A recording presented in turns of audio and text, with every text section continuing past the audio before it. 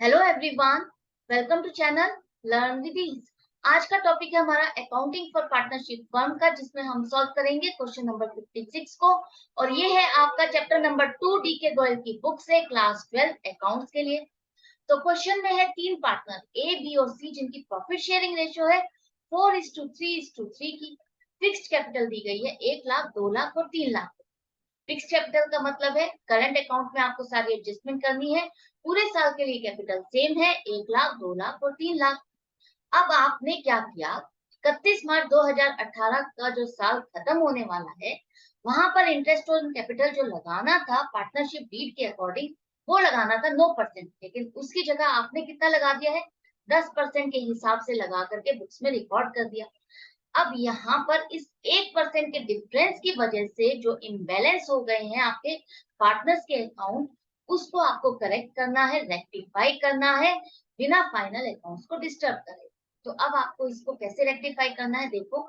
सबसे पहले एक छोटा सा पॉइंट दोबारा से रिकॉल कर लो, पर एनम नहीं लिखा। पर एनम लिखा होता तो आपको टाइम ड्यूरेशन देखना होता है कि कितने टाइम पीरियड के लिए किसी फंड को यूज किया गया है। टाइम पर एनम नहीं लिखा तो अब आपको टाइम पीरियड नहीं देखना है, आपको डायरेक्टली इंटरेस्ट को कैलकुलेट कर देना है। वैसे भी फिक्स्ड कैपिटल दी गई है, टाइम मैटर यहाँ पर नहीं करता, पूरे साल के लिए आपकी कैपिटल सेम है। तो अब देखो इंटरेस्ट कितना किसके लिए बनता है। सबसे पहले एक ही कैपिटल 1 लाख रुपए, जिस पर 10% के हिसाब से ब्याज बनेगा 10,000, और 9% जो आपको लगाना चाहिए था वो है 9,000 बनेगा 1 लाख रुपए पर। मतलब कि आपने उसको 1,000 रुपए का इंटरेस्ट ऑन कैपिटल ज्यादा क्रेडिट कर दिया।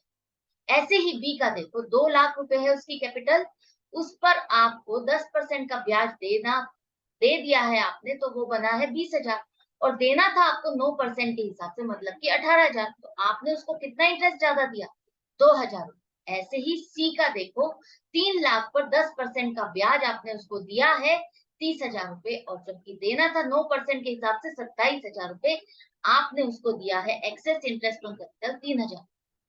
अब आप इस क्वेश्चन को, जैसे हम लास्ट क्वेश्चन करते आए हैं, आप प्रॉफिट के हिसाब से भी कर सकते थे कि कितना आपको करना चाहिए था, डायरेक्टली बस सारा का सारा वो इंटरेस्ट लगा देते। प्रॉफिट है तो प्रॉफिट को आप उससे एडजस्ट कर देते, फिर जो रॉन्ग किया उसको एडजस्ट कर देते, कर सकते थे।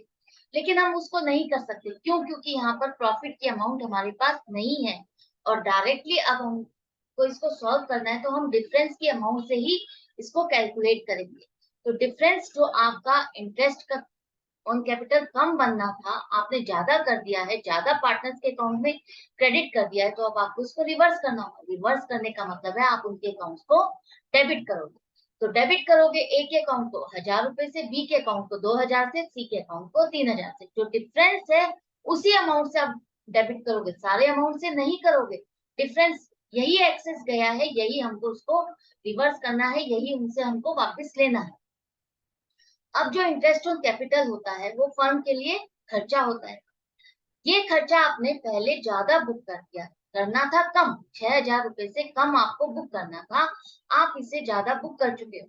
ये अब आप रिवर्स कर रहे हो, इस खर्चे को रिवर्स कर रहे हो, तो ये एक तरह से फायदा है, प्रॉफिट है, इनकम हो गई है। अब ये आपके पास प्रॉफिट नहीं है जिसमें आप एडजस्ट करके इसको करते, तो आप इससे ही फायदा मान के, प्रॉफिट मान के, इनकम मान के पार्टनर्स में ही डिस्ट्रीब्यूट कर दोगे। किस रेशो में, 4:3:3 की रेशो में। तो यहाँ पर ये जो प्रॉफिट ए के हिस्से आएगा 2,400 रुपए, बी के हिस्से आएगा 1,800, सी के हिस्से आ जाएगा 1,800। अब ये जो प्रॉफिट है इसे आप पार्टनर्स के अकाउंट में क्रेडिट करोगे, इस तरह से 2,400, 1,800 और 1,800।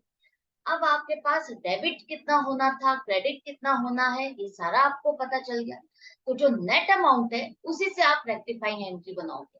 देखो, एक के अकाउंट में डेबिट कम होना था, क्रेडिट ज्यादा, तो क्रेडिट ज्यादा होना है कितना, 1,400 रुपए से डिफरेंस आ रहा है, तो 1,400 रुपए से आप उसके अकाउंट को क्रेडिट कर दोगे। मतलब कि उसके अकाउंट में कम प्रॉफिट गया है, उसी को आपको उसको देना है।